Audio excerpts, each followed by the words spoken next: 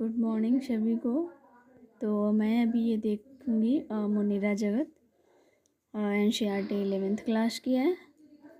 तो चलिए, सबसे पहले तो यह है कि किंगडम जो है 5 में बांटा गया है और ये RH विकेटर जिसको 5 जगत में बांटे थे। तो सबसे पहला जो इसमें आता है मुनीरा जगत ही आता है। तो सबसे पहले मुनीरा को ही देखेंगे। NCERT से मैं रीड कर रही हूँ, देखते हैं। सभी बैक्टीरिया मुनीरा जगत के अंतर्गत आते हैं। जितने भी जो बैक्टीरिया होते हैं वो सारे मुनीरा जगत में आते हैं और ये सूक्ष्मजीव में सर्वाधिक संख्या में होते हैं।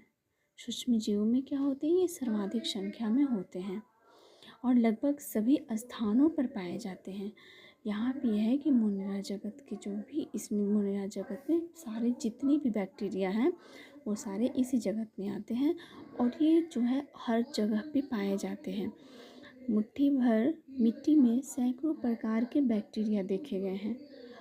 मुट्ठी भर जो मिट्टी होता है उसमें सैकड़ों प्रकार के बैक्टीरिया को देखे गए हैं और ये जो बैक्टीरिया होते हैं वो गर्म जल के झरनों, मरुस्थल, बर्फ एवं गहरे समुद्र जैसे विषम एवं प्रतिकूल वास स्थान जहाँ दूसरे जीव मुश्किल से ही जीवित रह पाते हैं उसमें भी ये पाए जाते हैं।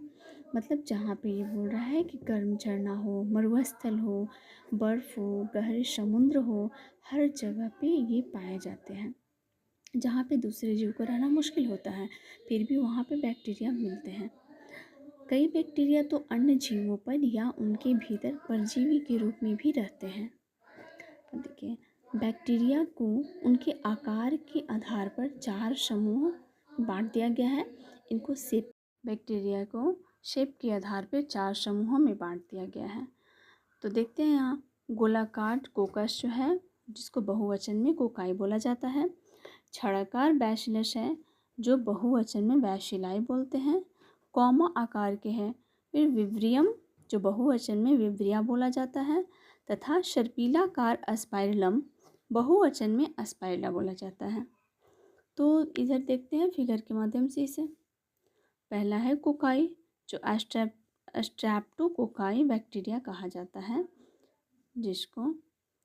दूसरा है बैसिलाई जो रॉड शेप में रहता है और लैक्टोबैसिलस दूध से दही बनाने में जो बैक्टीरिया होता है रॉड शेप का ही बैक्टीरिया होता है और दूध से दही बनाने में हमारी B12 की मात्रा बढ़ जाती है। तीसरा है अस्पाइरला जो स्पाइरला आकार का होता है और ये जो होता है ट्रैपनोसोमा जो पैलिडम होता है जो सिफिलिस बीमारी करती है तो उसमें ये बैक्टीरिया होता है अस्पाइरला सर्पिला जो होता है। अब है विब्रियो जो कॉमा शेप के होता है जो कोलरा और हैजा बीमारी करता है। आगे देखते हैं हम। अब है यद्यपि संरचना में बैक्टीरिया अत्यंत सरल प्रतीत होते हैं परंतु इनका व्यवहार अत्यंत जटिल होता है। चयापचय उपापचय की दृष्टि से अन्य जीवधारियों की तुलना में बैक्टीरिया में बहुत अधिक विविधता पाई जाती है। उदाहरण स्वरूप वे अपना भोजन अकार्बनिक पदार्थों से संश्लेषित कर सकते हैं। ये प्रकाश संश्लेषी स्वपोषी अथवा रसायन संश्लेषी स्वपोषी होते हैं।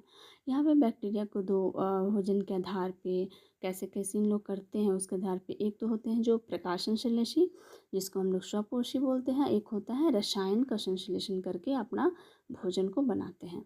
अर्थात वे अपना भोजन